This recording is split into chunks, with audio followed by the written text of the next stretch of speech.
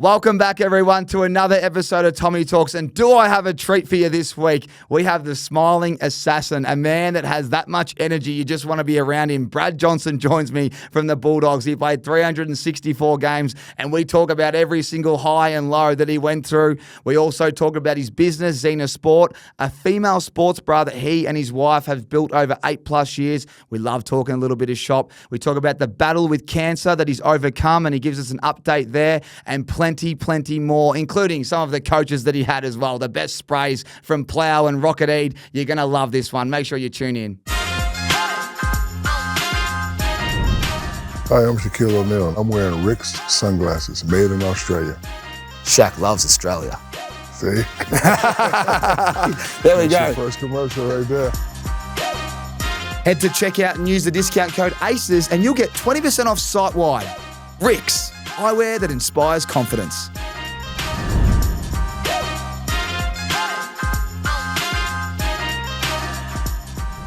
Welcome back, everyone, to another episode of Tommy Talks, and you're going to love this one if you love a smile. We've got the smiling assassin joining us, and one of the greatest Bulldogs of all time, 364 games, 558 snags, 6-time All-Australian, Brad Johnson, mate. Thank you so much for popping into the studio. Talking about a smile, Tommy. Look at that. Look at that big one, everyone. I tried to get on a Colgate, mate. I'm waiting for Mason Crozier to send me the details. We've got a little plan there. Which would be hilarious, mate. We have a segment off the top with our good friends Inglewood Coffee, What's Brewing? And there's a lot of things brewing in your world at the moment. Let's start with training today. Can you give everyone a little insight to what's happened at the Dogs? I sort of found out yesterday, actually. I do a little bit of goal kicking every now and then just at the Dogs. It's good to get out on the park and have a kick. But special guest arrived today in Prince Harry decided to turn up at the Whitten Oval of all places. So it was exciting. Like there was obviously a bit going on with the lockdown, and I didn't know too much. So I just I had to send a few messages out last night and sort of just work through how I was actually going to, get in and park and all those sort of things because I'm not there all the time. So worked through that, and there was a good buzz. It was a really cool buzz, and he sort of he met Libba, Matty Kennedy, and Adam Treloar. They were the three players who got the green light to have a good chat. Yeah, exclusive chat with him. But he wandered out, and the rest of us were sort of standing a little bit away. And seemed like he had good energy about him, and you know what I love, right? I love when people of his, quality enter the sporting arena. How are they going to go? Because the first thing they'll either do is handball the ball, right? Yeah. Or kick it. What are their skills? What are their skills going to be like? Prince Harry just surprised me a bit. Like he sort of had reasonable. He's a bit straight arm on his handball, which we can work on quite easily. Yeah. His kick was a little double-handed drop, but good penetration. So I like that. Got him down the forward line, mate, and taught him how to kick one. Hey, that's unbelievable. So they only let 3 boys go near him with the security team. I think so. I don't know whether any others got an opportunity. Obviously, some of the staff and Meat Baines and those guys would have had a fair bit to do as well. But it was good. It was a bit to do with Movember, I think. So. Nice. There was a little bit going on in the background with it all in his visit, but I think it was really positive and there was a good vibe. That's awesome. Oh, we'll have to get Artie Treloar to fill us in on how he went with him. That's definitely. How many blokes are around him in his team? Like, what kind of security did you roll in? And talking about parking, was there a legitimate guys? Clear away from here. This is his team. Like what? Because that's. I got lucky, right? So Matty Egan sorted me out. So Matty Egan was getting his car service right next door. So he goes, if you arrive at 8:10, I'll pull out and you pull straight into my car park. So I'm an organised guy, right? So I had it all set up. Well. I had it all set up beautifully. So I had no worries with that, and then could sneak in the back door. But no, there was a good entourage. Yeah. And there has to be, you know what I mean, in regards to himself and Megan. Megan wasn't there, so she's obviously doing her other things. And but it was honestly, it was pretty exciting, the fact that Prince Harry walks through the doors of the Whitten Oval. Like I think some of the players, especially the 3 who met him, will look back when they finish their careers and go, remember the day we shook hands with Prince Harry? And taught him how to handball. And kick the ball. It's brilliant. I was just thinking, Chris Hemsworth's another massive Bulldogs fan. Would they be the 2 biggest? Anyone else that's come down in your time that you've met?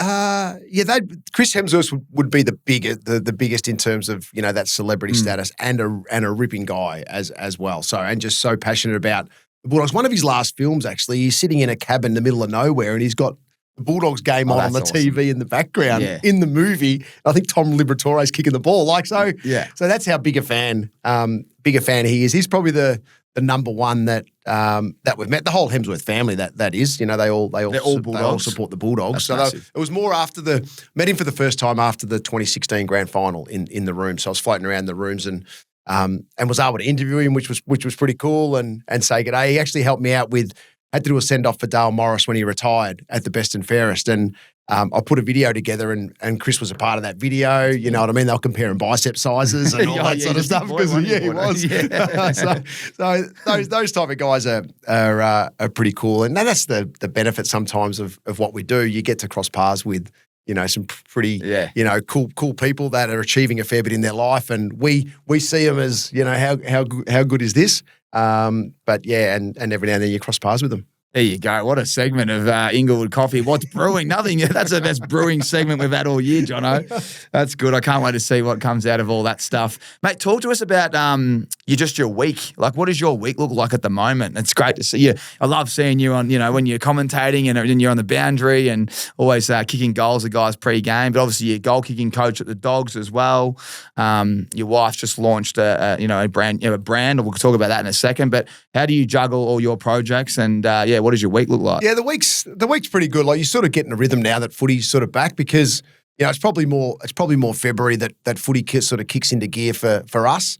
So but prior to that, I'm pretty much there's no footy October till February for myself. So we just focus on the business. But so the business takes up most of our week, our day to day, and then outside of that, I've got footy most Thursday nights, some Fridays.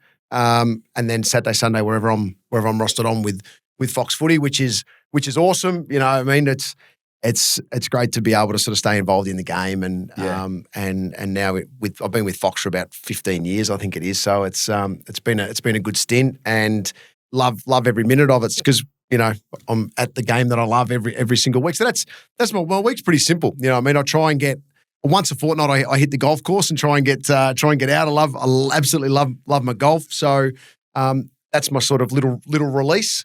But other than that, it's just sort of head down with the business and head down with footy while it's on. Thursday night footy, mate, it comes around that quick. Oh yeah, it's just like bang, you're done Sunday, and a few days later, you've prepared and you're ready to go again on Thursday night. So flies along. Someone mentioned, because I love the NFL, and someone floated, we should do Monday night football in AFL. And I was like, I don't think we should. I'm already we're trying to do our review shows on a Monday, Tuesday, and then we've got the preview Thursday, and the footy's on before we can even get it out. That's Lucky right. The Roland boys are elite and they turn it around so quickly. But it's just, there's that much footy with Thursday night. You don't need a Monday night show. No way. And I think they tried Monday back in the day, but Thursday's the right slot, I think. We get good viewership.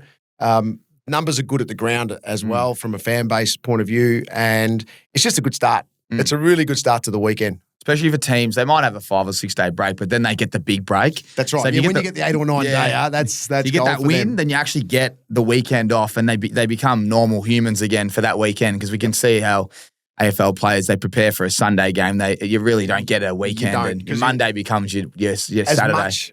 You're right. As much as they, say you get Monday off, you're in recovering, doing all those things. But if you play Thursday, you recover Friday. You genuinely do get Saturday, Sunday to just have a break and do nothing. So the players love the win on the Thursday or the win on the Friday is the best. It's a big difference. Mate, let's talk about Xena Sport. Talk to me about when it started, what it is for people out there. Just to give it, and congratulations. I just seen it's been stocked in Rebel Sport, which is one of the biggest sporting stores in Australia, and they're all around Australia. So that's pretty big. Oh, mate, it's been a journey. Like, what it's like, starting a business and trying to scale it and grow it. And basically we started about 8 years ago, maybe even more now. But yeah, so we've Xena Sport it's a female business, my wife's business, and it's protection for females playing contact sport. So we've got a couple of products, a youth vest for 7 to 12-year-olds roughly, which we're just upsizing at the moment, and then another adult sort of vest that goes from 12, 13 years of age right through to whenever you finish playing sport. So it's been great. It was sort of come about at the very beginning because a good friend of ours, got a bad knock to the breast, and we're just sort of like, how can we protect her? I used to wear a rib guard. Is there something out to help her that's suited for the female body? And there was nothing on the market. So we just sort of thought, let's have a go and see where we can take it. We spent about 2.5 years just researching, trying. We had no idea. Where do we get padding from? Where do we do this? Where do we manufacture? Like it was just an unknown world to us. And a couple of years in, we sort of like, this isn't. We haven't got the skill set to be able to do it. And Donna said, I've got one more lady to contact. I'll give her a call and see what she thinks. So she rang this particular lady, Amanda, and she used to work for Skins when they first started, and spoke to her about the idea, the concept, all those sort of things. And she goes, let's just have a look at it in the background. And within 6 months, we had our first product on our doorstep, which is something that we'll never forget. And that just created the buzz of, okay, well, we've got the product. It looks okay. How do we then, take the next step? So we did a lot of work with the AFLW girls, particularly in Geelong, where we live. And they sort of tested it for us and trialled it in training. We made sure it didn't ride up. It was protected the right areas and did all those sort of things. We worked closely with Deakin University in testing the padding because there's a lot of padding out there and some is not great and some's very good. So we had to make sure we got, the right type of padding that was going to suit the product we were creating. And so the testing process went on for another couple of years, of course, before we launched. Because as you know, with sport, if you put something on and you're comfortable, you go, okay, I'll give this a go. If it works for me, I'll continue on with it. But if you put it on and you're like, it's squeezing too much, you can't done. breathe. And all those sort of things, you're instantly to say, look, it's not for me. So testing with the AFLW girls were great. The AFL were involved with us as well because we wanted to launch in footy, and away we went. We got it sort of ticked off to be able to be worn while playing, and sort of that's been our journey. So we're at that stage now. We're in Rebel for the first time. So we've been direct to consumer this whole time, which we still will be. But Rebel's a great partner to be with to try and take it to the next level in Australia. And we're doing some good stuff overseas as well, which has been exciting and keeps us motivated to go, okay, didn't expect that sport to grab hold of it. So, you talk footy, but it's honestly, soccer would be one that comes soccer, basketball, softball, lacrosse, flag. Like there's so many different Is there many products out there like that? Oh, there's different ones that were either a male product that's tried to convert for the female and things like that. But because we're specifically female only, what we've been able to produce really suits the body shape and protects. Right? Like, exactly. So it just seems to work for the athlete. So it's been pretty cool. We're on a good journey at the moment. We're really motivated over the next couple of years now to see where we can take this, beyond Australia and see where we end up. Oh, that's great. Yeah, well, we'll make sure anyone that's listening that needs to buy them for their partners or just let them know, make sure they get online. What's the website for people listening and watching? Yeah, zenasport.com. Nice and easy. Doesn't get any better than that. That's pretty easy. So jump on there, have a look. You can contact us if you've got any questions and things like that about it all. And we're supporting some pretty cool teams and individuals. And I said, we're having good fun with it. We'll put it in the show notes for anyone out there that wants to just get the link because they're lazy like we all are. Mate, one more before we get into footy and everyone listening. Don't worry, I've got plenty of footy. We've got one of the greatest of all time. But mate, a little bit of a health scare, but some really positive news just recently. So I thought we'd just bring that up and update everyone. And if you don't mind talking about it, No, not at all. Yeah, last year I had cancer. I had a big lump under my arm, and it was one of those that part of the story is that we're doing bounce. We're playing bubble soccer on bounce as a bit of a skit with so Jason Dunstall, Cam Mooney versus Ben Dixon, and I, Gazy, Johnny Barker was involved as well, right? So, and I'm getting smashed around by Jason, Moons, like they're big guys, and you look the size of me, and I'm getting whacked everywhere.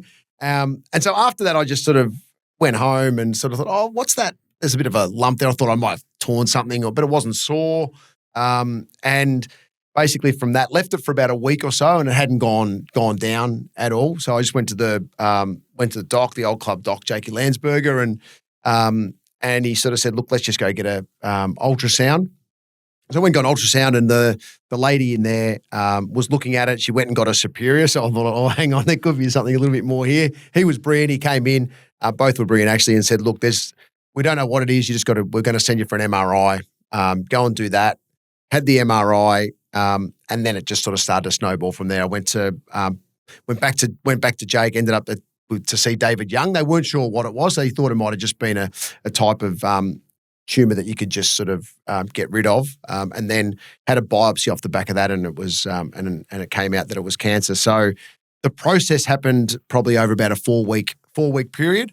And then the surgeon who I ended up under, Jared Powell. That's the good thing about footy, to be honest, because things can move pretty quickly with the relationships that we do have. So I got to Jared Powell, and then instantly I was sent in for radiation first, 6 weeks of radiation every day, and then that wasn't first 4 weeks wasn't too bad. After that, the last 2 weeks were pretty ordinary. Just took the edge completely off me. I felt pretty sick. And then after radiation had finished, which was the end of the footy season, which was sort of good timing. I sort of missed a few weeks in finals. I just sort of disappeared for a few weeks and timed it to come back for the granny. So that was good. And then had to wait after radiation. You got to wait about 5 to 6 weeks before they can operate. And so waited that time, had it out in October, and had my first checkup, 6-month checkup last week, which was really cool. So I had all the scans showed that everything was sort of clear, because the one place it can go is to my lungs. So I've got to be careful a little bit. So that's all clear, which is good. Surgeon was happy with the op and how it all feels. So every 6 months for pretty much 5 years, I just got to keep getting checked up, because it's the type of thing that can potentially come back. But the way that it was treated and the success of the op, the surgeon reckons that I'm pretty close to being over everything, which is great. So, and I feel good. Like, I honestly feel the best I have in years. Awesome, so I've been able to sort of boost off the back of it. I do things a little bit differently now. I look after myself a bit more. I'm probably fittest I've ever been in years, just because of pretty much because of that. But it's just sort of changed my momentum on a few things in a positive way. What's changed? Probably in terms of physically, just I'm doing something every day. Again, not any high level or anything like that, but just enough to sort of look after myself. I'm probably I don't drink too much sort of anymore. Every now and then I don't mind a beer, but I've sort of probably scaled myself right back on that. Not that I was ever drinking a lot anyway, but it's just one thing that I don't know. I'm just purely into drink a lot of water now and staying hydrated and high performance and all that sort of stuff. Yeah, which has been pretty cool to change things up a bit. But we looked after ourselves pretty well anyway as a family. So there's been small adjustments like that. But yeah, it's honestly just feeling good. Like coming out the other side of it and feeling really positive and talking to people. Talk to me all the time about it, what they're going through, and some stories are harder than mine, a lot harder than mine, and some, have reoccurrences, and that's hard for those individuals. And some have had, the tick off from the start and have had really positive experience with the type of tumour that we had, but ended up being pretty big, like the size of a small footy, the doc said. So it ended up being pretty big, but I'm sort of lucky it exposed itself, because it could have been in there for some time, not knowing, but then it just grew rapidly. Yeah. And that's why so the lump I could see was my lat muscle. So it was in between my chest wall and my lat muscle. It was pushing my lat muscle out. So it uncovered itself, luckily. So we were able to sort of catch it before it got sort of too high up into my armpit and all these things, which wouldn't have been great. That's awesome, mate. Yeah. No, that's fantastic news. And it's great that you share it. Like you said, there's someone listening or watching that might be going through it or might go through it down the track and keep a positive absolutely mindset. Yeah, the treatment these days for what I had is really positive. They do things differently than what they used to do in the past to make sure that the success rate is working in everybody's favour. That's so good. What about with life and family? They talk about just, when things like this happen, you really just stop sweating the small stuff. Is there anything that you reckon you used to worry about that you don't care about anymore, or things you put more focus into? You're probably right. Like my wife said, it's time for you to focus on you rather than I focus on everybody else in some way. So she goes, it's just time for you to spend some time to focus on you. So if you don't feel like going to work, you just ring them and say, because I'll just grind through, you know what I mean? Because that's just the mentality that I've got. So that was probably the main thing, is just to spend some time, allow me to work through, because radiation's new. Like I didn't know how I was going to go with it and if it would affect me in the way that it did in the end.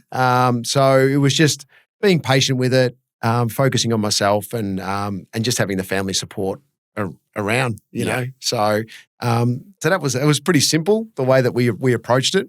But I was lucky with work as well. You know, in the footy industry, you just sort of jump in, and Fox were amazing. Honestly, they looked after me so well, and you know, I was even told that if I got to halftime of a game and I was feeling crap, just shoot a text and take off. So luckily, I didn't have to sort of do any of that sort of stuff. But you know, they were there as a pretty cool support. That's awesome. Gives you peace of mind as well. That's what it is. Yeah, spot on. Just peace of mind to know that I'm all looked after. And then it really was. You end up not even getting there anyway. Yeah, exactly. But if you're stressing, you might get there because you're thinking the wrong thing. Yeah. Did you find mentally that you were thinking dark, or you were I could only imagine myself. I'm probably a bit of a stress head with that stuff, but I would start thinking the worst and all that. Was there anyone that you went and saw or spoke to that helped you mentally?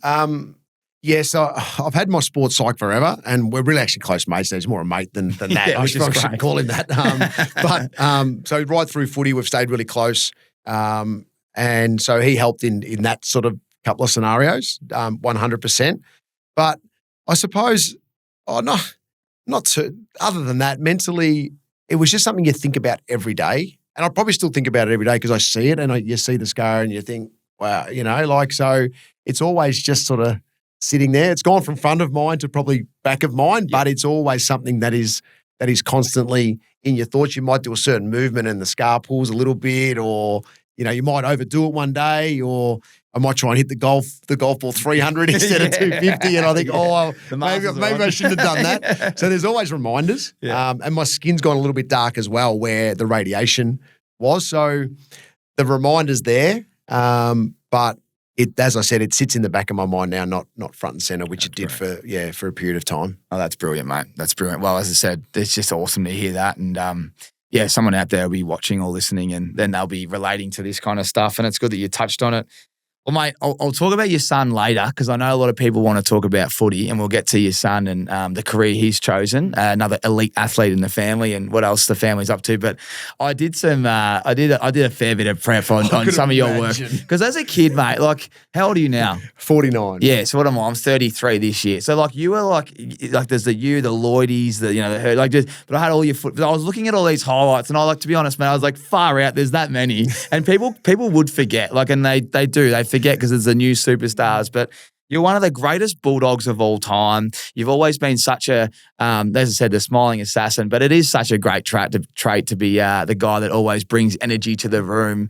And I think we forget how good you were at footy. So I looked at some of these highlights and your career, and it's a unique one, mate. And I guess where I'll start with is the prelims. Like I know that's probably the most common thing, but how close you got to the ultimate goal as a competitor in a team sport. I'd love you to touch on that time, and then also take me to the rooms when you're in there at 2016 and you're interviewing all the boys and they've finally won one. You said you're with Hemsworth, but you're such a you're the foundation of the club, and it was such a big moment that, and I think it's just one of those ones that we all move on, but that so close, Yeah, that's it. Well, in the end, I had 5 prelims because I had 2 when I was young, when I first started. So, and the first one was 97. We should have beaten Adelaide. We were 20 points up at 3/4 time, and 2 points. I think we lost by 2 points, and then the following year we played Adelaide again. You think, retribution. We'll get these boys today. They smashed. 68. Us. That was the one I was like, well, that's Andrew a big McLeod went nuts that day. He's still good, mate, massive. I saw him. I know how big. How good is he looking? Great Nick. Unbelievable. And a great man as well. So.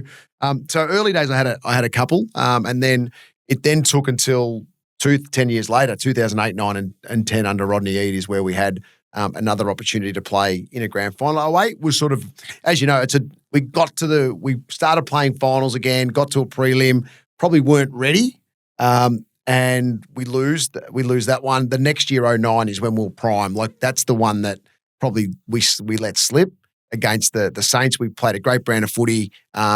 And in the end, Nick Riewoldt, I think, kicked a couple in the last quarter to break our hearts that night. And then 10, we were kind of beaten up, being the third one in a row. We got there, but we had a lot of blokes sort of lining up for the doctor's room pre-game, and it was a big effort just to get there. Just to get there. So we're probably right at the edge, and we're a semi-aging sort of group. That was my final year. A couple other guys were sort of in their 30s and hitting the back end of their careers anyway.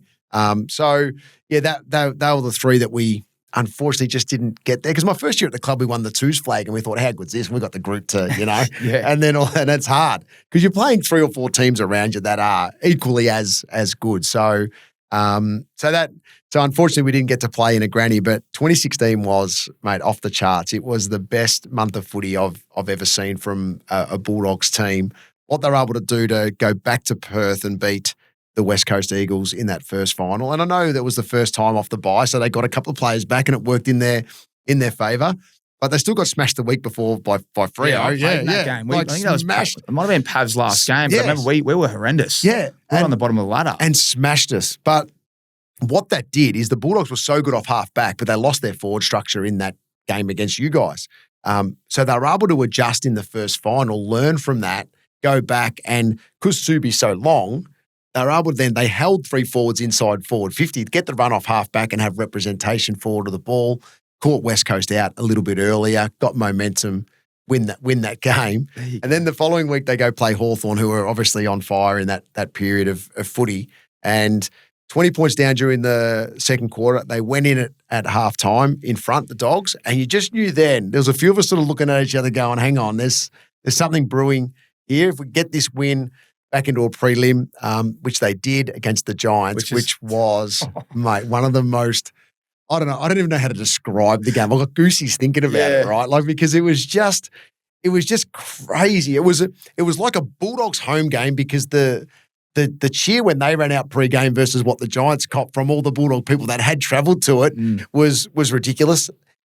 There's a rivalry 100% between the two clubs. It was intense, the pressure, and it took to the last quarter to break it. And I sat with Mitch Hahn the whole time, and for about a half, we're pretty cool, After half time, we were both nervous wrecks, and we couldn't. Mate, we could hardly sit there and watch it. So that whole build up was huge, and then the granny was just phenomenal. It was a great game against the Swans. They could have easily won it back the other way.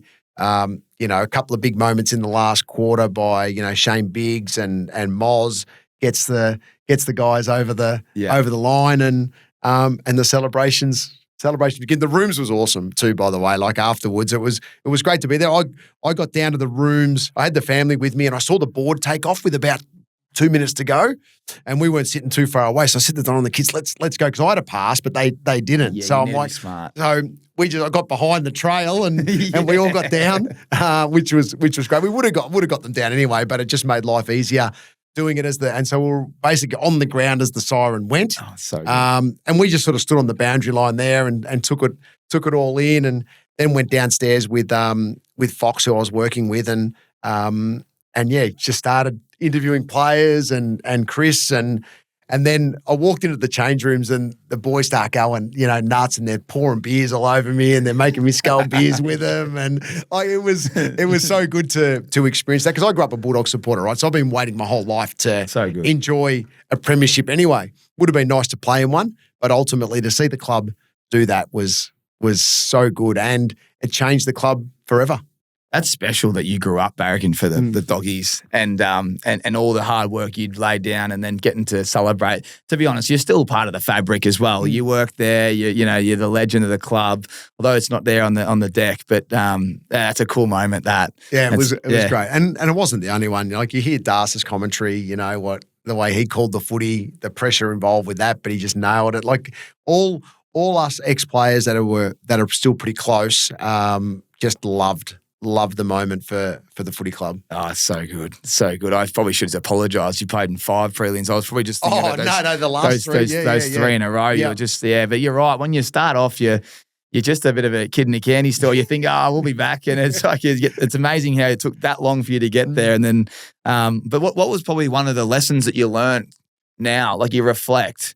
Didn't get the ultimate as a player, but is there anything that you learned in that process that you kind of you're always learning something, mate, and you're always getting a lot of different types of feedback. You know what I mean? As you're a young player coming through, it was the type of club where you couldn't take anything for granted. Like, everyone sort of really dug in. I learned that from the day I sort of walked in the doors in regards to the work rate and what is required at the Bulldogs as a football club. Nothing was easy, early on. So not that we used that or anything. It was just the natural way that it was. We nearly folded a couple of times. We took pay cuts. We had to do a few different things along the way just to survive as a business, as a football club. But as you do, you have good people that find a way and have a vision and change the direction. Like when we changed from Footscray to the Western Bulldogs, massive call for the club to do that, but it was the right call in the end. So things like that, you're sort of involved with along the way. You live and learn so much, but it's all about, honestly, your teammates are the ones that teach you. If you have a good group of mates that really dig in, work hard, they push you, they celebrate the big moments, but then work even harder when you let yourself down or supporting each other through various moments. That's the best part about footy, mate. Like your teammates are the ultimate. And we always talk about, when you win and sing the song, you sit down for 5 minutes and take a breath. Yeah. It is the best feeling because they're your closest mates and you're working hard together to achieve what you can in the game. Yeah, you're right. There is nothing better than that moment because when you lose, you're like, the review's coming. That's right. You get the sense the coach is walking in. What line am I going to be in with my name? Did I play it right? Yeah. I know he played it right. If my name's in his line, I might be all right. What spray am I going to get? Oh, there's nothing better. I'd imagine this is local football, but you walk in, you've got the win, and the coach gives you a little bit of, what about your effort today, mate? You were super, and you go, yes. I'm the king, bro. I got a week just not worrying about these RFIs. I know I'm all good to, talk about clear mind. You can hit the training track. You're right. It was an assessment, an immediate assessment. I'm like, he's just been intense in coaching a whole game, yet he's telling me exactly what I'm thinking to myself. That's why these guys are so good. You know what I mean? Like, because they saw everything. They're making judgments on you while you're playing. It's a feedback industry. From the moment you walk in a club, you're getting feedback instantly for the next 5, 10, 15, 20 years, however long you're in there, good and bad. But I was just thinking that, you're all such close mates, but it's also funny when one of your good mates gets the RFI and you're in the showers. Hey, mate, you want to work on your craft this week? The way it used to work, right? And I no way it'd happen these days, but we used to turn up, say, on a Monday morning, and on the wall in the change rooms would be a review of every player, right? So everyone's standing around reading everyone's review. So then that would happen, right? Instantly. You'd feel bad for them, but then by the time you finish training, it's Monday afternoon. It's game on with everyone. You know what I mean? And you're having a laugh about it and all those sort of things. I want to talk about 1996, the year of the Dogs documentary. It aired in 1997, but the famous Wallace sprays in there. The cameras are in the rooms. Did it help? Was it unique? I mean, we're talking, 30 years ago almost, like this stuff that's going on. But it is quite cool what they did. And, what was it like? It was good. It was ahead of its time, like really. And it was... Like we were all sort of pretty open to it. I was only young. I was in my third year of footy. So I probably knew I wasn't going to be involved in the doco, so I didn't have to worry about it too much. But the year had everything. 96, we were an average team. All we could really do was beat Fitzroy in 1996. We had a coach that got sacked. Plough gets reinstated. Sean Baxter had cancer, so we're having to deal with that on the sidelines as well. So the documentary ended up having everything you could imagine. And then obviously if you boys get a pat on the back, I'll spew up, which is the famous quote to come out of the doco. But that was the mentality of Plough and why he was able to get us, to the positions that we did as a group. It would have been awesome if they had followed us for another 12 months afterwards, because we went from finishing 15th, clubs a debacle, changing coaches, starting training in October, starting warm-ups on the ground, which was a whole new sort of thing. Training in October was definitely a new thing. And then we go and make a prelim and lose by a point. So it goes to show, it would have been awesome to follow that then out of the doldrums into Nelly, the ultimate success. But it was good. Everyone still talks about it today. You know what I mean? You go back and look at some of the vision and you're laughing, and it was, there's there's games that are at the MCG and they're showing vision from Optus Oval and, all this sort of stuff in just trying to make the doco work. But I think the guys that did it ended up being the ones that went and have done the whole Bondi Rescue series. It's very talented. Yeah, very talented guys. Great. It was amazing to witness it all. The people just love coaches' sprays, don't they?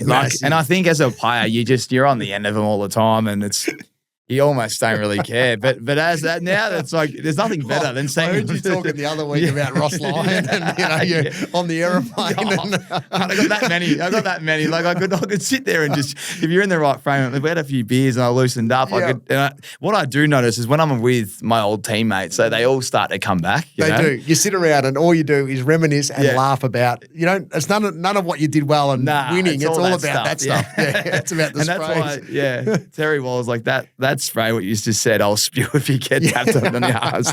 Were there any other ones that you remember that he off the cuff? Not really. Like I remember one where it was my actual 21st and I played that poorly and he's like, you might as well have been home all day setting up for your 21st. You know what I mean? Like stuff like that where it just hits you. But at an early age, I was taught by Terry Wheeler, actually, who was my first ever coach. I only had him for one preseason and a couple of games before he got the sack. But he said to me, whenever I'm strong with you, because I was just 17, he goes, when I'm strong with you, it's always to make you better. It's never going to be personal. So from age of 17, I was able to take sort of, the strong feedback that would come from guys like, that who were strong character coaches.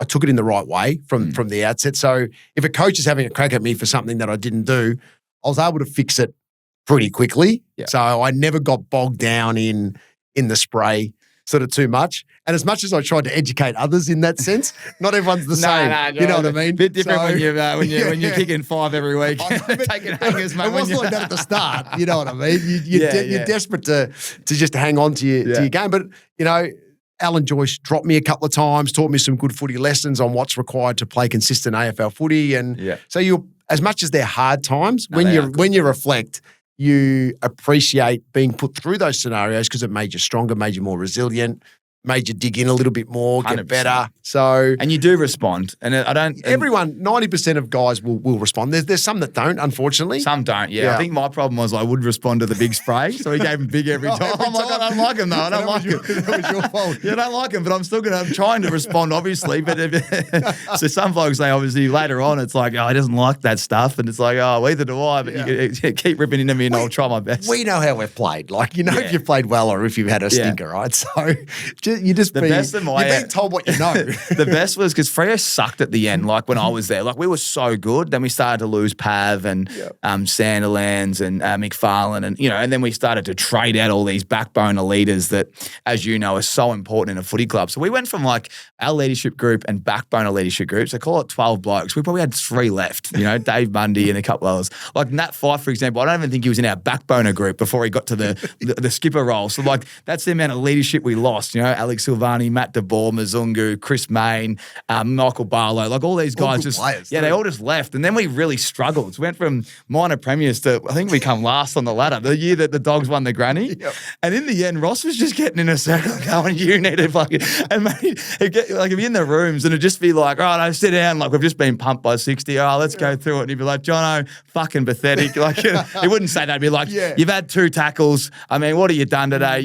Mate, you need to start, just stop, swallowing up into the contest, play your role. Yeah, you could tick trademark. And in the end, it was like, I just didn't want to be in that room after the game. You get beat by however many points, and you just knew that he's just going to look you in the eyes. You're like, the RFI's coming in front of mine. You didn't want to catch the eye, did you? Or you had to look him in the eyes. I reckon the best thing about Ross was if you stared him in the eyes, he almost respected it. So you're looking at him like, I'm listening, big boy. I'm listening. I'm listening. Because if I'm staring at you, someone else ain't, and he's going to pick him apart. That's what Simon Lloyd said. Go up the front and look him in the eyes. He respects it. So get it early, right? Get your spray. And I remember actually one with it was my first year of footy, and I was playing in the 2s, and I was going bad, really bad over a period of time. And he come up to me. He was our 2s coach, Plough, and he goes, "Look, you're not going great at the moment. I'd love to drop you, but I've got nowhere to drop you to. So you got to pick your game up." And then 5 weeks later, I played in the 1. So little things like that where he was able to shift you mentally, then actually help you get to that particular point to go, you know what, yeah, maybe I am playing poorly, why, all this sort of stuff. And work through it. They get into you because they know you can. It's always you've got the ability to do it better. They've seen you do it. They just want to see it more consistently. And if they're saying that stuff to you, it means they care and they want more out of you, which is good. It's when they don't say anything to you that you know that's right. If it's silent, you're in trouble. They're not giving you anything. You're like, past the office 3 or 4 times, and they're still not calling you in. Just keep walking. You know you're in trouble. Yeah, exactly right. So you just got to change your mindset around it all. Oh mate, we could sit here all day and talk about it. Actually. What about ending the Dons streak in 2000? That's a big moment. That was because the Dons win the flag that year, but that would have been a big game. That one, do you remember that one? Everyone still talks about that today. We set up for that a little bit differently. We went and trained at Werribee for that week, and Plough came up with the idea of we're just going to produce a massive flood. In a way, not throw one back, throw everyone back, and just not let them score, and see if we can hang in the game. It was the best coaching performance I've probably ever seen from someone to adjust on the fly, because every coach gets stuck in the way they want you to play and all that sort of stuff. He's like, no, this week we're changing it up completely, and we're gonna beat our arch rival down the road. So, and in the first quarter, Essendon got away to an okay start, but I remember a quarter time, there's a couple of Bombers players sort of yelling out, what are you blokes up to today? And we just caught them off guard a little bit. They still chipped away and got, I think, 15, 20 points in front. 3/4 time, we were down a little bit. Plough said, okay, we're now cutting it. We're going to play attack and just go, which it was. And then, so all of a sudden, we've gone from a full flood to just going balls out and attacking. And we got the game back on our terms, which was good. And then Granny kicks a beautiful snap on the left. Smitty kicks one after siren. We win by 7 points, and it was amazing. Actually, talk about the biggest spray I ever got. It was after that game. We just had a big win, and I'm running down the field chasing John Barnes and giving him the bird, and it could have escalated into anything. And so after that had happened, Plough, rightly so, it's basically said to me, here you are individualising, running down, doing that when we've just had one of the biggest wins in club history, sort of thing. So that was probably my poorest ever, after a big moment, it was probably my poorest moment ever in my whole career with what I did. But ultimately, we both went to tribunal, Barnesy and I, and got a week each after that. Oh, really? After that game. And then you move on beyond it. But it was an amazing win. It's brilliant. Yeah. They're the memories. Yeah. I wouldn't have surprised me a bit, you doing that kind of stuff. It would surprise myself. Yeah. That's the emotions of the game. You probably would have sat in the sheds after and gone, geez, I shouldn't have done that. I think I was concussed. I'm going to blame that anyway. Blame that one. Oh, mate. Well, that was a great rivalry, that one. My pop grew up Dogs, and then my family's Essendon. So, the Dogs were always my second team. Yeah. But that game was always close, I felt like. It's one of those things where, regardless of where you were on the ladder, playing us versus the Bombers, it was always a high-quality game. Now, it still really annoys me because I'll never forget my mate Moz and his family said, do you want to come to this game? There was Dogs v Essendon. And I said, no, I can't. I'll pass this week. And big Gary Moorcroft taking mark of the decade. I didn't know where you were going then. I thought you were talking about the 2000 mate, game. You're one of the most decorated players of all time, but that's got to be the greatest player in history. We're going to get to your highlight soon, but huge. How many times do people bring that up? Nah, I get it. 3 or 4 times a year. Fox still bring it up, which I laugh at. Right? And I love it. I'm actually wrapped for Gary because it was an all-time mark. Oh, it's the best of all time. It is. I agree. It's bigger than anything we've ever seen. So kudos to him. It's huge. So I love talking about it because hopefully it gives him a good pump up as well. You know what I mean? Because it was ultimate. I knew I was in trouble because I was underneath it, of course, and the boys afterwards would call me Reverse EJ because there's the famous statue of EJ doing these ones. I'm Reverse EJ, right? Reverse EJ, because of the way that he stood on my back. But when I stood up from it, and 40,000 people are giving him a standing ovation, I'm thinking, oh my God, what what has just happened? And then the replay happens on the scoreboard. I'm like, oh, no. What about that? So the positive to come out of it is I never played in the back pocket ever again in my life. And Plough and I still laugh about it. I sort of go on about, why'd you send me back there, mate? You know what I mean? You knew I wasn't a defender. What are you doing to me?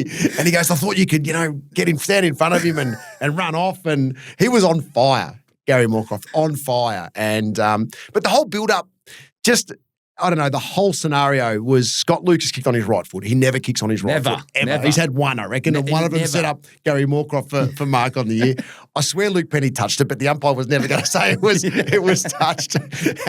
And then my teammate Ben Harrison standing behind it, and I can still hear him now cheering the mark. Instead of defending it, he's like, oh! But honestly, mate, you must have been strong through the call because you stood there strong. That's the key to a good hang. Gave him the boost. Yeah. Have you seen Gary Moorcroft since? Yeah, we did. We interviewed him on Fox. It might have been last year or the year before. It was like the 20-year anniversary of the mark, right? So he was at the game and we interviewed him on Fox, and he was still playing footy and all that sort of stuff. He didn't do too much after that. I think he hurt his hip really bad when he hit the deck. He still cooked him that much. So as good as it was, it probably didn't help him from an injury point of view. But yeah, so I've seen him and we cross paths just every now and then at different things and have a good laugh about it. As I said, it's one of the biggest moments, ever. And as footy lovers, you sit there going, wow, I wish I could, have done that. Well, you have done that, so I'll flip it. But your highlights, I've got thousands, but the first one is the hanger on Matty Scarlett. Let's flip it down. But that's a serious hang on one of the greatest of all time as well. I used to love playing down at Geelong, love it. Scarlo and I had some awesome battles over time. But I think I was playing on Max Rook that day, and it was just one of those lucky ones, mate, that stuck. I didn't take too many along the way, but I used to love jumping at it. So when I had the opportunity to have a crack, sometimes you got lucky and you got a little bit of a ride. You're up high, man. It wasn't too bad, but I think I was stiff that I think Chris Tarrant took mark of the year that same round, I reckon. So, which was, I think at the G, a huge grab from Chris Tarrant. So I didn't even get in the mark of the week. No, that's a disgrace. That's a disgrace. Timing's everything, isn't it? It is, yeah, exactly right. Well, you would have certainly got goal of the year. I looked at a few and I was thinking, what is your favourite goal? There was one that I love watching where you took about 5 bounces down the wing and you kind of made the ruckman or whoever it was look stupid. You bounced, you cut left and you cut right and he looked silly and you just slotted it. That was with the long sleeves on. I love the long sleeves, by the way. There was your 300th, which we'll break down in a second, but the volley from 45 out, can you talk to me about the connection on that? It is luck. That's instinct. I reckon David King did one as well. He did one from further out. Yeah, but they're the only two I can think of that are like that. Yeah. It is. You're right. It's set up like it couldn't have set up any better. Yeah. And so it was pure to hit, but ultimately you're having a swing at it. And if it works out, it can go either way. It can. It can. And if it goes the other way, then you're in strife because you didn't pick it up and run with it or handball. What are you doing in this scenario? So, as I said, sometimes you get a little bit lucky with those ones. Now, my favourite one was against Brisbane. I kicked off the ground sort of near the pocket on I think it was Mal Michael or one of those big brutes for Justin Lepich, maybe for the Lions. So that was probably my favourite one of all time. There's that many. I honestly didn't even. Yeah, I watched that one. Forgot to bring it up. That's great. We'll get it up and clip it up. We'll put up Johnno's top 5, and you guys can vote. Yeah, please give me direct feedback, please. We'll talk about captaincy in a second, but I just want to talk to you about your 300th. Lockie Neal he's playing his 300th this week as we record this podcast, actually, and it was cool seeing you run out with the kids and just watching that and the highlights. But the actual game. You won it off your own boot, mate. And the game was It was such a good game, high scoring. Both teams were in the 120s, I think, roughly. But just, no one really expects the milestone man to do what you did. Kick 5, kick 3 clutch goals and pretty much put the doggies in front and then won the game. But the celebration where you lean back, it's awesome. And it's I remember it as a kid. But yeah, just talk to me about the lead up to that. You end up playing 364, so it certainly wasn't the end. But just, that game and that last quarter. It was good fun. The club was awesome, and we had a great celebration, good fun, and all those sort of things. And so the build up was good. You end up just doing a little bit more than normal in the week. You try and keep it as normal as you can, but it was cool running out with the kids. They still remember all that, and they're only little, but they had a few opportunities sort of late in the career to get out on the deck and run out with us, which was great. And so the game itself though was we were down, like we were playing sort of okay footy first half. I couldn't get near it. I had a big cut in the head and got stitches, and just one of those things that it just was not happening at all. One fell my way in the third term, and then it just sort of started to change momentum. So I was able to sort of snag a couple in the third, and then the last quarter we just had full run of it. Like Adam Cooney's hitting us lace out of the middle of the middle of Marvel, and the one where I fall back, that's just, once again, it's one that my direct opponent went to spoil it, hits it straight to me. I'm standing in the goal square being lazy, and it just lands in my lap, and so that was luck in positioning. And then at the end of the game, Nathan Bock had a chance to win the game for Adelaide after the siren, had a shot after the siren, and unfortunately for Adelaide, missed it. Fortunately for us, we could go on and celebrate. And trust me, I know what it's like missing after the siren, mate. So I felt I certainly feel for what Nathan Bock was going through. That's brilliant. We'll talk about that after the siren in a second, because not many people get put in that position. But that 300 would have been a good celebration afterwards. Oh, it was huge. Thought. Yeah, you would have been feeling like, as I said, you might have been a couple of lucky in your own eyes, but you create your own luck, as my old coach would say. And 5 snags, a great game of footy and a win is quite rare, all on a 300th milestone. And 300 games is very rare. Yeah, it was great fun. Like, Smitty was working with Fox, my best mate, so he was. It was great he interviewed me after the game, and all these little things that you sort of remember from that. And I haven't got too much stuff up at home. I never have, but I've got one photo at the end of that game with the whole team, and awesome. They're all basically jumping on top of me, and that's one thing that I that I just absolutely love from that game was that moment when the whole team is jumping on you and celebrating with you. That's why you play the game. Yeah, that's what it's all about, the win, and obviously playing all right. Oh, talk to me about after the siren. What's I shouldn't have brought that up. Yeah, I must say I skipped that on my run sheet. I've still got captaincy taking over Luke Darcy, what it was like being a captain, representing Victoria. I've got everything to come. Yes. I forgot to put that on the run sheet, so you got to remind me. I'm happy to talk about the other stuff. I still have nightmares about. You're right when you said it. It's a dream when you're young. Even at training, you're like, "Hey, siren's gone, we're 5 points down, kick the winner." And my first one was against North, and it was Boomer Harvey's 200th or 250th or something like that. So, like me with Nathan Bock, he was just as happy that I missed for him, because he could celebrate a big milestone. Although he went on and played another 400 games, he could celebrate a milestone in his career, and that was just a disaster. I just I don't know. I didn't handle the moment. It's pretty simple, I think, now reflecting on it, which I thought I was, and I thought my routine was good, and just didn't kick it well at all. I hardly made the distance from about 30 metres out on a slight angle. So that was really disappointing. And then the second one was 12 months to the day later, and it was against the Cats, and it was a bit of a harder shot. It was more on an angle, and just overkicked it.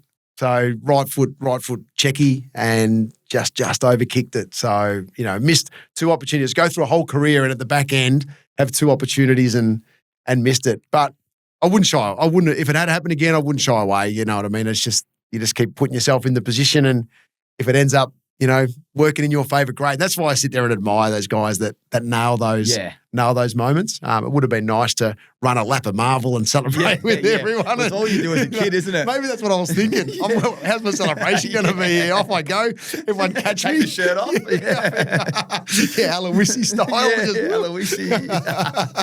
And the most challenging part was probably the feedback off it from punters and fans and bits and pieces. Like there was a couple of things that come our way that you're like, oh, hang on, that's a bit serious off the back of missing. So that's the side that people don't probably see. And it affects you a little bit. Oh yeah, there was a couple that did a little bit, but ultimately the club worked through it and it was all good. But that's the bad side of missing big moments like that and what it, how it can affect the fans or You're right people in the game. You're right about like when you see, I think of Tomahawk against Hawthorn or someone just goes back from 50 and slots it. It's just, you just think about that moment like, how good. You know what I mean? Like, I remember Jack Crisp.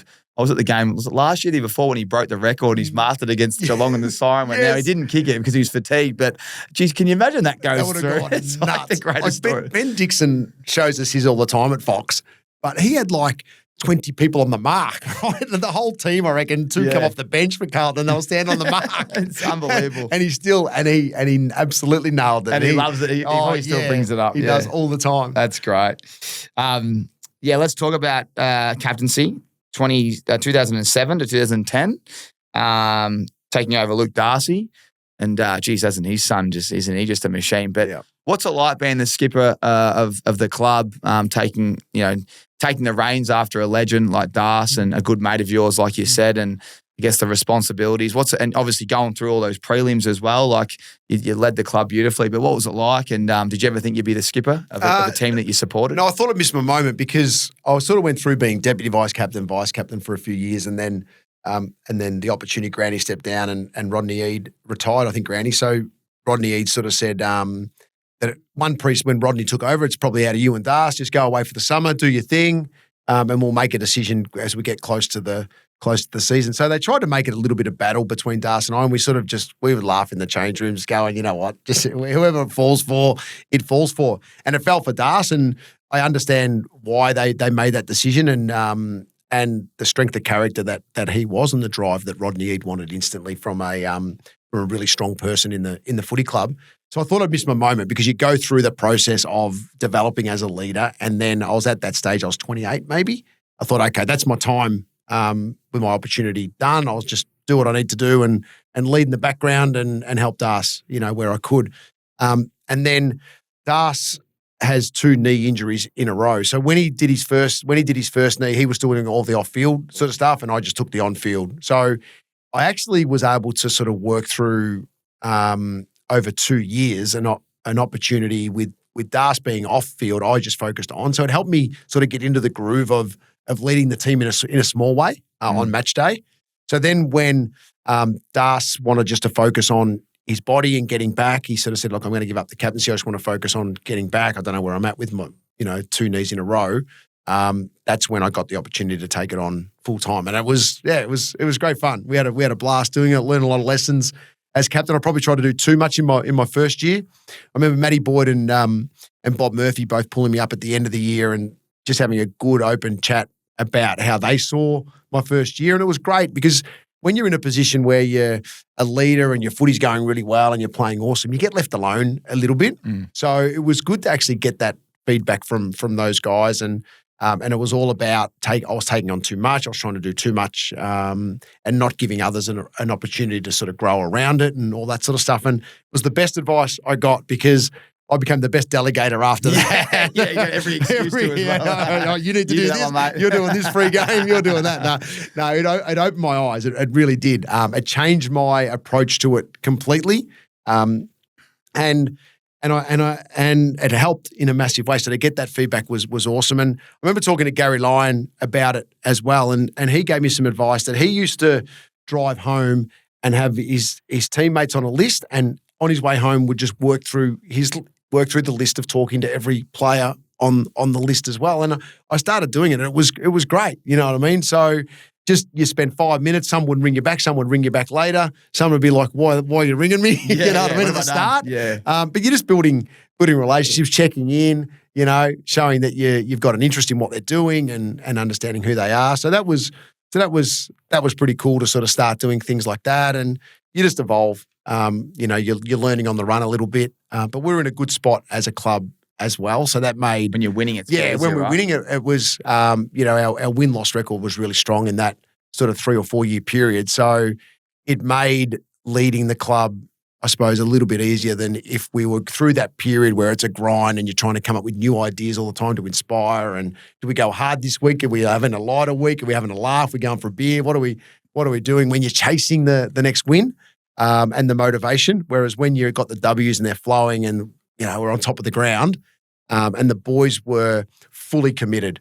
We lost 3 prelims in a row, as we spoke about, but I sit here as their captain going, they gave absolutely everything in those 3 years. Like, we left nothing on the tables from a discipline point of view, preparation, the way we played, like everything was in an awesome sweet spot. So my teammates, made it extremely easy to lead the club because of how committed, they were in that period. And there's no regrets when you say that stuff. So it's like it is what it is. Yeah. It is, yeah. What's the hardest thing about being a captain? It's probably just the accumulation of everything. So you've got to be ready for everything because you get pulled everywhere and you've got a big responsibility, along with the senior coach. So that was probably the biggest part. You need a patient family behind you because you are everywhere. But that's just the nature of taking on that sort of role. And I was lucky I was older, so the challenge was with younger kids at home. But Donna, my wife, was brilliant. She understood the fact of the responsibilities that come with that. We agreed to take it on anyway as a family. So yeah. So off we went. And then to reverse it, what was the best part about being skipper? The best part about being a skipper, no one's ever asked me that before, Tommy. That's good. I'll take that one to the grave. The best part is because I love the club so much. So to be able to then lead the guys out on a weekly basis was cool. I loved asking like a younger leader to give the pre-game chat, the last pre-game chat, and every now and then. So you get Gia or Higo or these guys every now and then. And it brought a smile to my face because as soon as you tell them, you can see the stress levels. What am I going to do? What am I going to say? And all it really was a repeat of what the coach had just said. Reinforcement. Come on, boys. It's a bit different to what you see today, and they're laughing and whatever. It was a bit more down the line and serious when we were playing. So I did enjoy those little moments in the end as well. I can just imagine. It's so funny, isn't it? Like, you're that relaxed, you're that focused, and then if you just drop one of them to one of the young guys, they just rattle some. Yeah, it's like, okay, don't think about it for the next 3 days. I'll help you. You'll be right. G's a great man. He helped me. He's a legend. He helped me through state football. And, when I was watching your highlights, it was Gia, Eagleton, Cooney. Lindsay Gilby's another guy that as a kid, he's one of the best kicks of all time, isn't he? Like, awesome. Doesn't get mentioned enough, but really changed the game from his ability to hit you was phenomenal. He was so easy to read as well. So you knew as a forward, if Lindsay got it, he's going to do A, B, or C. It was pretty simple. He was an awesome kick of the Sharon. But we had a good group, mate. Like that's what started to change the needle. You talk about teams these days; they're young, and what kind of players have they got in? But we were struggling there for a while, and in the early 2000s, we didn't play finals at all, and we'd win a few, and we didn't really have winning years, but we started to draft Cooney, Griffin, Baron Ray. Then we had Gia, Murph, Hargrave, Lake. Stars. All guys that Morris, they just started to become the nucleus of the team. So you talk about taking a team over. I took a team over at the right peak of those guys have played 100 to 150 games together. So we went as a group because there was 10 or 12 of them that were playing every week, high standard, driving each other. There was us older blokes at one end and a couple of other youngsters at the bottom end that would fill the gap, but they ran the group. Yeah. You know what I mean? They ran our performance. So, and they're good names. When you talk about those names now, it's like, good player, excellent player, Mr. Consistent, reliable every week. So there was all those sort of things that we had within our I actually lineup. Coons that said, have you gotten them for me? And he's a bit slow. And he's like, sorry, man, I'm in Perth. And he goes, I've got nothing. He's the greatest bloke of all time. So clean as a whistle. He's holding back, the big fella. He's holding back. He's very funny, Coons. It's funny, Brian Lake, you mentioned him. Because I was the emergency in the 2013 granny. We went out to like Eve and Adam, what it was Eve back then with the rush rations, boys. And anyway, I've ended up in a maxi taxi with Mick Barlow and Brian Lake with his Norm Smith on. Oh, no. We're calling him Normie. I go, Normie, can you let me out here? I've got to get out because we had a flight at 7:30. I'm getting over like 6 a.m. And I was like, far out. It's funny. I just forgot he played for the Bulldogs, you know, because of what he achieved at the Hawks when he left. Yeah. But those other guys you mentioned are just stars, not to mention all your boys as well. So, And I've missed a few there, but that's the nature. Yeah. And I said to you before, like you played with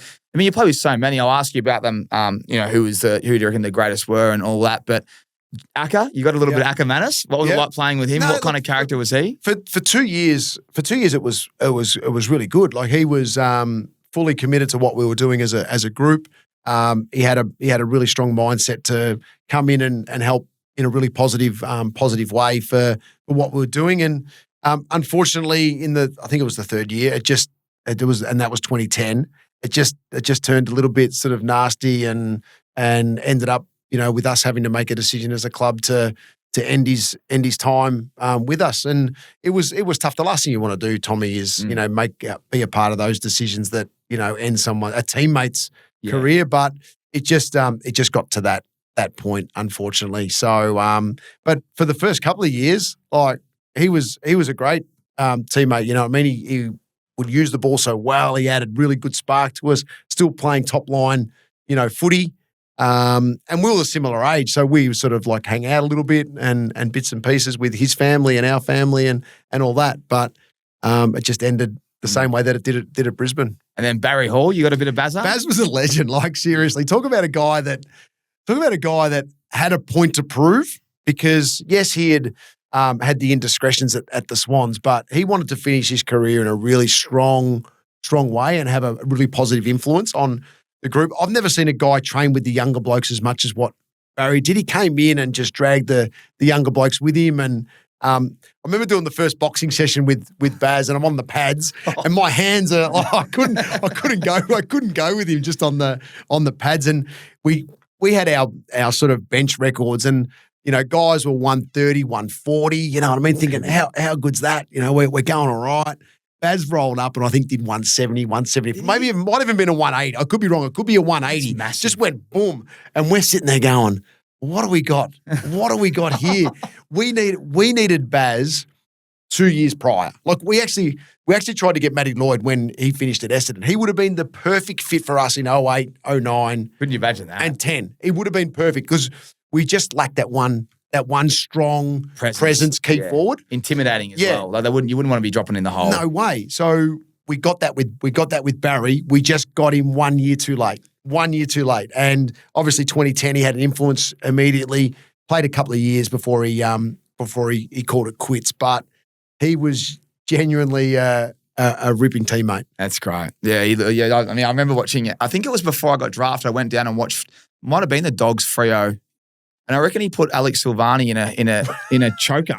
Was it Alex? I think it was my mate Sauce. With us, I remember one of the games I didn't play with injury. He had Scotty Thompson from North in it. It might have been Scotty Thompson. But that one, he might have done Alex. Might have been both. might have done Alex as well. But you wouldn't want to be stuck under there, would you? Like the big Baz just would not let go as well. What I mean? I remember Scotty Thompson because he was a real annoying back. He'd hit in the back a lot, Scotty. Right? You'd walk off having 150 elbows to the back. You know what I mean?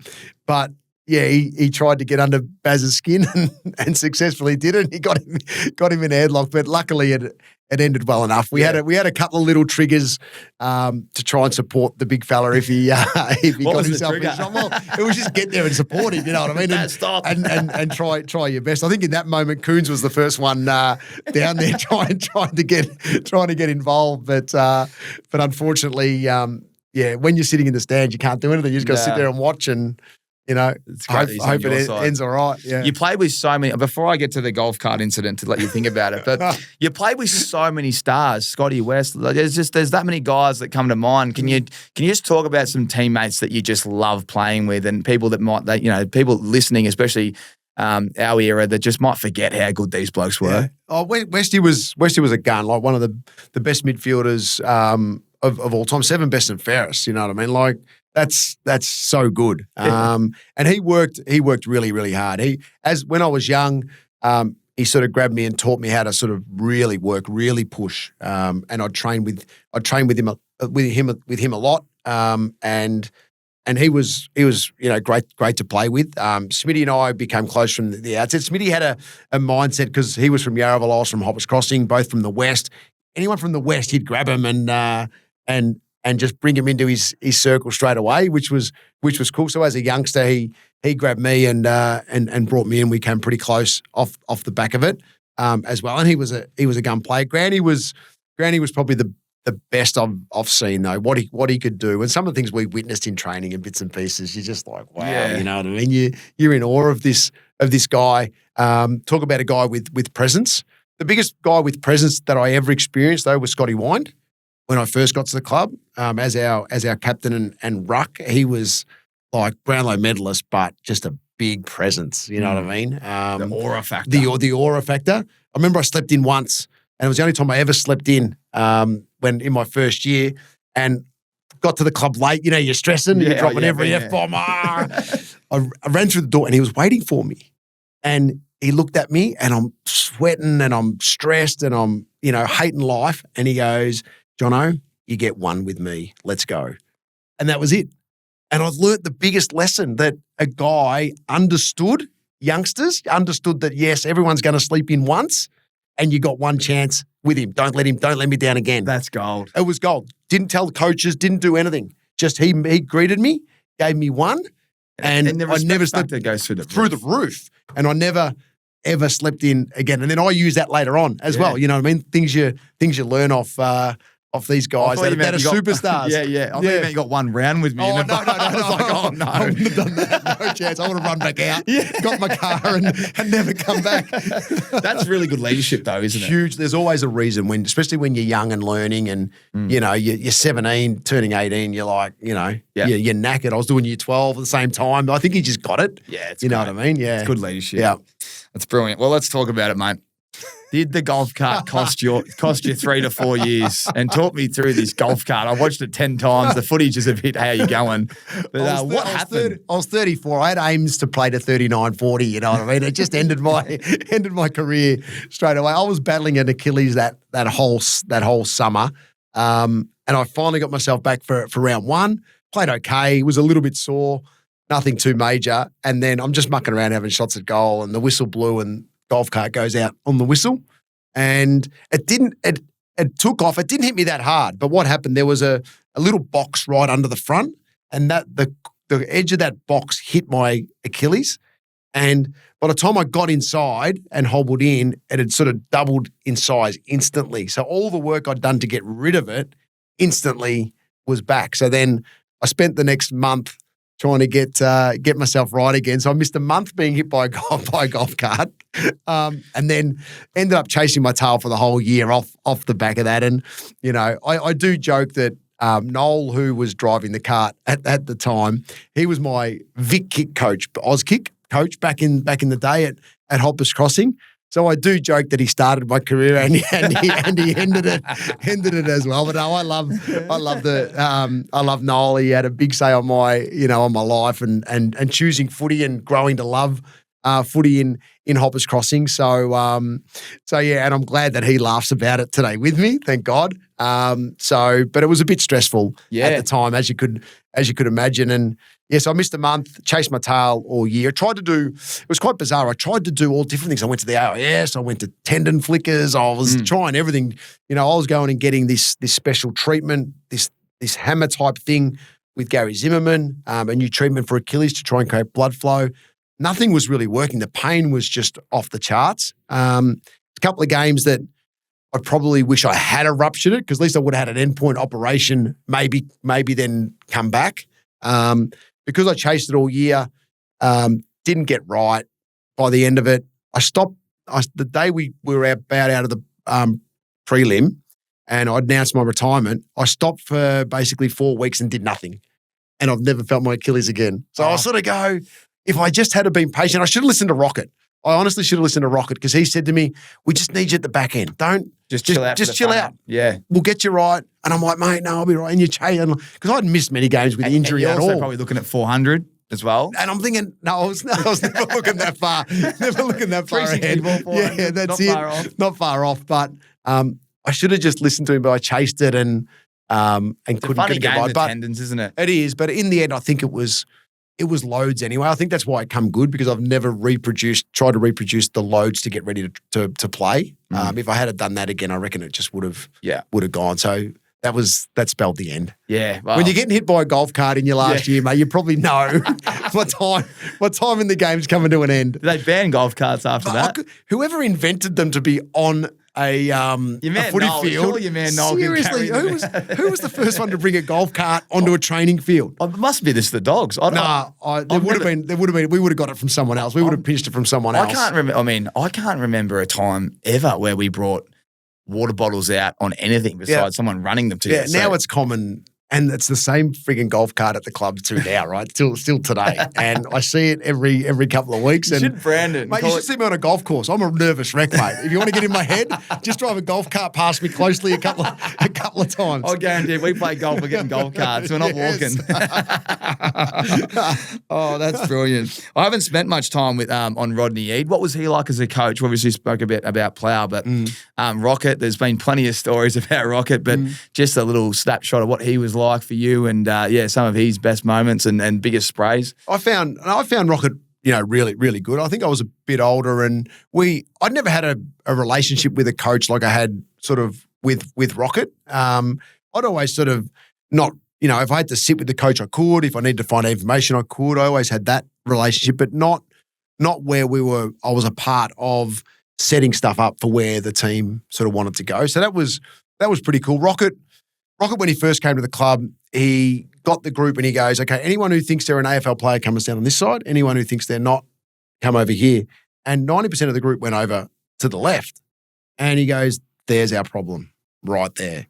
So my goal now as your coach is to get as many as I can from this side to believe they belong playing AFL footy. And it took a couple of years. And he changed the way we play. He had a defensive mindset when he first entered the room. He probably identified after a couple of sessions that I've got more attackers than defenders. I probably need to adjust this. And he did adjust it in a really really positive way. Brought in attack to our game from the outset. And majority of us, love to play that way anyway. And he just had a real simple philosophy. You got your base, which takes no talent, which is preparation, recovery, perseverance, all just basic words down here. And then he'd have game style, game prep, one other I can't remember off the top of my head. And then always at the top he had flair. And he goes that my theory is flair doesn't dominate your game. So flair's not your bottom, flair's your top. So if you get a chance to take a hanger, if you get a chance to snap one from the boundary, I don't mind you doing it. It's not happening all the time. But if you think this is my moment and you nail it, great. I'm never going to have a go at you because I want flair in the way that we play our footy. So we all sort of bought into that. It's really good. Yeah, it is. Like he's still, the base of our game was all around disciplines and all that sort of stuff. You hear that from everyone, right? Yeah. Effort, work rate, play your role. But at least when you have that flair thing, at least you go, you're not feeling like, I'm not allowed to do that. Yeah. Go for it. So that allowed guys to run off at different stages and try different things and you did in the play moment. With flair. And we did. Yeah, absolutely we did. So he was a brilliant coach. We got a lot out of Rocket. I know that a lot is said around what you saw in the coach's box with him and how passionate he is in the coach's box. All that sort of stuff. Were you playing then? Is that past your time? I can't remember. I don't think I was playing then. I might have retired. Leon Cameron. Yeah, Leon was in the box. I'd love to ask Leon about it. But what I found when I was playing under Rocket is we rarely got that emotion when he was down talking. It was quarter, like he'd go nuts in the first quarter in the box and you see the vision. But when he spoke to us, it was so calm and directional. So there wasn't that pure emotion down here. So that sort of worked for us. I think he got his shit out up here. Filtered it up there. Yeah, and then was ready to. But talk about another coach just knew. It's amazing. He's going nuts in the box, and you think, how is he seeing that? And you're getting messages going, how are you seeing that? You know what I mean? But tactically set us up really well. And I played, some really cool footy under Rocket. Yeah, his development and tactically on how to beat certain individuals was next level. That's brilliant. Yeah. Speaking of individuals, who's the hardest individual you played on?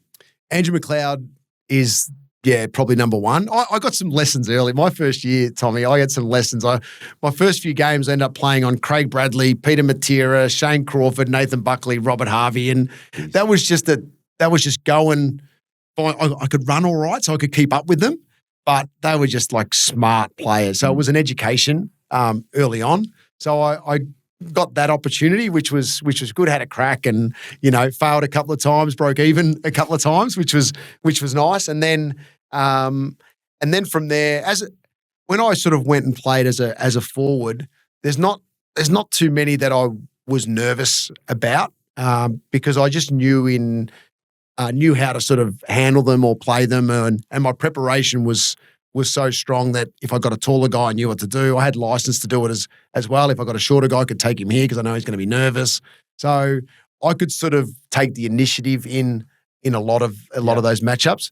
Cameron Bruce was probably the one I found the most difficult player to play on. We're just so similar, I think, in the way that we played the game, and defensively he was pretty strong and was always there. Like you think you're going to lose a guy, and damn, he is again. Yeah. So, but you learn along the way. You get beaten one time by a particular bloke, the next time you're playing, that coach is going to send him to you again. So you've worked out how to take him down the second time round.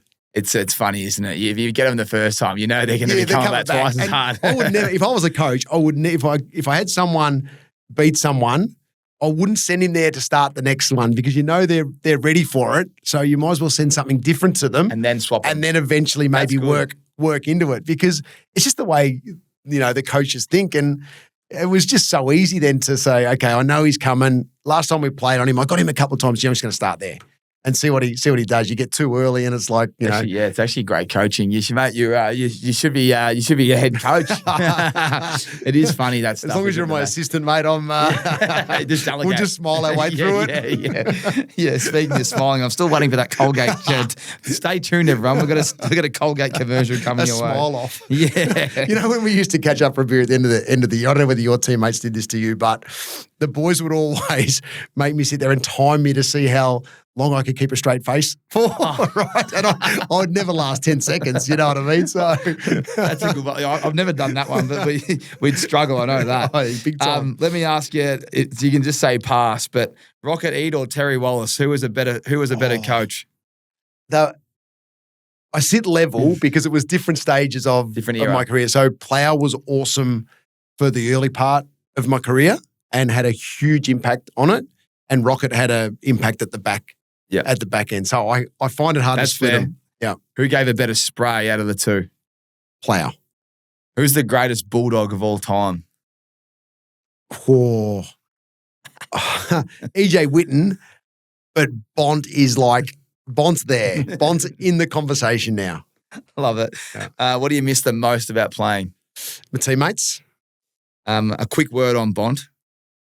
Class. He is just absolute class. Everything he does. Actually, when we were training the other week, they needed an extra one just to be an outlet before my goal kicking session. So I jumped in and he's cut around and he's kicked it to me and it just floated perfectly. Like I was smiling as it was coming to me, and I'm like, "That's why. That is why." And we've all got those blokes that I actually ran into a mate last week, Jack Hannah, this big shout. He hates when I mention he's a ruckman, but he used to just bullet them in. I used to hate them. Yeah, like he put it right in your chest, but you nearly break your fingers when he kicked it to you. When Bond kicked it, I could easily read T.W. Sharon as it was coming to me. That's how smooth it was rotating.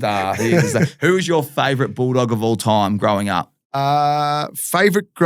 Granny was, because I was about 13 when he was 17 and just came in. I'm like, how good is this guy? Before that, it was definitely Doug Hawkins. Love it. And your favourite moment from the 2016 Premiership? Favourite moment was the final siren. Love that. Yeah. And one more. Can the Dogs win the flag this year? Yes, but I honestly think it's 2027 is where they are going to be seriously strong. We talk about young blokes that are getting some games under their belt at the moment. There's a crew down there that are really, really strong and developing, and I think another 12 months in the system will really help them for 2027. Yeah, well, mate, as long as the tall timber stays healthy. That's right. What's it like with Darcy, the son, for you? You know, you would have seen him grow up as a little kid, and now he's this monster, and He was as tall as me at age 10, I think. Sammy. So you knew he was going to be a superstar. No, not as you never do, I suppose. But yeah, he's just different. He's over 200 and he's as athletic as anyone and can go both ways, left and right. And you know Darcy well because one of your best mates. Darcy was left foot dominant, right? He could kick on his right. So was he drilling him as a kid? Both sides. I don't know that. I don't know that. That's one that you need to get Darcy on and talk about. I'd love to get Darcy talk about all the kids which are really successful in their family. So, but ultimately he's providing something different for the game that makes us all go to the footy and enjoy watching. He certainly is. And yeah, as I said, you can put him anywhere, but he's unstoppable in the air. Mate, your career was unbelievable. I could sit here and spend another 15 hours just going through so many other things, but even representing Victoria and EJ Whitten. I guess let's finish on that one. Just representing Victoria and EJ Whitten and the impact he did have on you and the Bulldogs. That must have been an unbelievable moment for everyone, but even more so you. Oh, look, it was huge. Representing your state was still a big thing when I got the opportunity to do it in 97, 98, 99, so 3 years, which was cool, and had a couple of international rules games in that as well throughout time. But the best part about it is honestly going and training and playing with the very best players in the competition, especially when you're a bit younger. So, representing Victoria, my first roommate was Gavin Brown. So I'm sitting in a room with Gavin Brown, Collingwood legend, you know what I mean? And we didn't talk too much because I was too nervous, and he was a quiet guy anyway. But that was sort of my first experience around that. Then you're running around with Silvani and these guys, and they're just good. They're just elite guys. So you lift your rating automatically.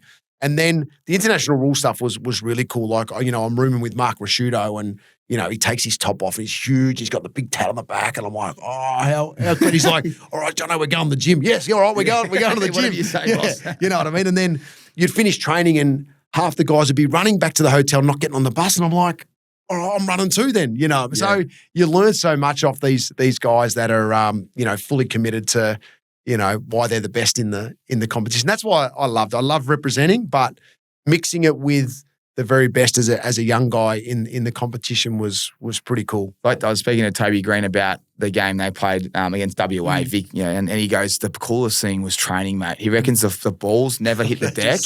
He goes, it was just the highest standard of training I've ever had. But you can see the way he even played, right? He played with an energy that was maybe just a little bit different because of who he's leading to and, who he's working with inside forward 50. And he knows that Dacos is coming out now and, a chance to hit him up. So even as an older, mature player in the competition, he still performed at a different level again in that state game. Yeah, well said. All right, mate. Well, speaking of family, we'll end it on. I do have a couple of presents here for you and the fam, mate. So yes. you're a sharp. I didn't know whether they're props, mate. I saw them sitting over there. I'm no. I started getting. I got you. They're the Crystal Melrose. Throw them on, King. Yes. I know that I can't sponsor your son's team. I know that I don't have $1 million in the back pocket yet, but I can supply some sunglasses if you and if he needs some. Look at them. Oh, that's unbelievable. Mate, are they good? They are elite. I got the Tribecers as well. But, mate, and some beans from Inglewood Coffee. You're right with comfort. Yeah. Mate. Yeah, mate, we've been working hard on them. Well played. Thank you. I appreciate that. Awesome. And try the other ones on, actually. There should be a little screen there. You'll be, and if anyone wants a pair, we do have our discount code ACES for 20% off and free express shipping. That's all year round. Oh, that's bang. Looking good? Yeah, that's you. Mate. Geelong. When the weather's just full of light. When you're walking around the highway, mate. Yeah. And there's some beans as well from Inglewood Coffee as well. I don't know if you've got it set up at home. I have got one, so thank you. Awesome. My pleasure. Let's just touch on your son. I mean, I don't know a lot about endurance racing, but he's gone a different route to footy. He's doing really well. Do you want to touch on a little bit more about the sport and how hard it is and what he's doing and where he's going? Yeah, he's involved in motorsport, which is really cool. We love it as a family. We've grown to love it now over the last 10 or so years. And I think the Drive to Survive stuff's helped the whole industry, and everyone's really passionate about it now. And yeah, he decided as a young fella at about age, he was younger when he fell in love with motorsport, about age 5 or 6, like you do with, we fall in love with footy. He fell in love with car racing and started go-karting, and then from karting went to XL racing to Formula Ford, and now he's in GT4, which his goal is to get overseas and race in the big endurance events, some of the 24-hour stuff. And he's got a lot of work to do with his development, and he's on the right track. He's got a great teammate, Will Exton out of New Zealand now. We're in a good team, which is a Geelong-based team, Suda Motorsport, which is really cool. And we've got some great support behind him. Like we're a family that needs the support to be able to give Jack the opportunity to fulfill his dream and continue on in the most expensive sport in the world. So it's crazy, but ultimately, there's some really good, cool people out there that are helping us along the way. And I could start naming them, but I'll forget one. So just take a look at the car when Jack's when Jack's racing next. But it's cool that he's been given an opportunity by these supporters to take the next step. And first race was really good. They did a great job, and now they're on to the next one in a couple of weeks in South Australia. So it's exciting, and it's a sport where they're fully dedicated, and we just try and sit back now and support him in the biggest way. So I know that one day, mate, Rix's will be that'd be the dream. On board, but. Anyone out there who wants to sponsor a young man's dream, let us know for sure. But it's a cool ride, and we love it as a family. We just love going and supporting and having a bit of fun at the track. Do you get nervous when he's driving? The starts. Yeah, the starts is where we're probably. I think everyone's nervous at the starts because there's 35 cars, and you just want them to get away well, find their spot, and then away you go. You sort of start battling with those around you if things are going well. So once they get through the start and get a few corners in, things sort of settle down. How many cars are there per race normally? So there's 35 GT4s this year, which is a huge number. So it's cool. And it's a whole mix of different cars as well. He's in a McLaren. There's BMs and Mercedes and Fords, and it's a really good mix of experience of drivers too. Some really top end V8 supercar drivers come back and do these events as well.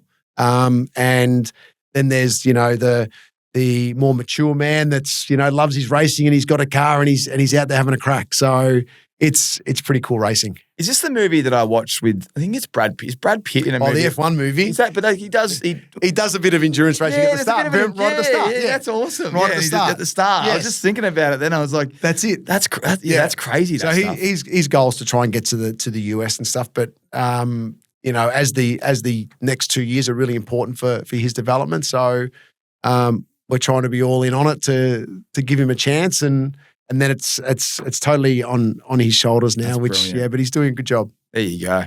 It's awesome knowing that he's gone down a different route, not totally footy, different. gone down the racing route, and it still gives you a bit of a buzz, I'd imagine. Exactly. Have you been in the car with him? I went in the car a couple of weeks ago at Phillip Island, because the good thing is Fox and KO are showing all the races. So we set it up that he would take me on a hot lap around Phillip Island in his car, and mate, it was full on. Oh, I don't think I like full on. Like it was. I'd been on hot laps before, but because it was my son, I'm like, are you really going to be able to handle this? Okay, You know what I mean? And he did a great job. There was one corner where we sort of gone around it at 210, gone a bit quicker, and then he's had to slam the brakes on to get around. And when that was the first time I'd experienced it, where I felt like the whole car went through my chest, and it sort of shook me a little bit. I'm like, geez, now I had full appreciation for all drivers because they just commit. They fully commit, and that's why we, dip your hat to them, because when they're out there going 220, 230, and they've just got to put the brakes on cleanly and get around that next corner, it's game on. Yeah, I know. No matter what, no matter what motorsport, it's just it's full on. Whether it's supercars, GT, F1, and all that other stuff. 24 hours is like, do they get much rest? Well, the good thing about endurance racing is they generally need 2, 3, or 4 drivers. So the opportunities, if you're good enough, can open up at the right time for those endurance type events. Whereas if you go down other tracks, you've got to be the best 20, which you'd love to be, no question. But there's that and the finances as well that, play a part in decision-making with the sport. It's like F1 for kids. A lot of people that can't they go to Europe early. They kart early. They spend a lot of money in karting, and then if they're, successful enough, they'll take the next steps. But it costs a lot just to get through F3, F2, and then eventually, hopefully, if you make it, that's when you get the golden ticket. You got any cash left? Yeah, exactly.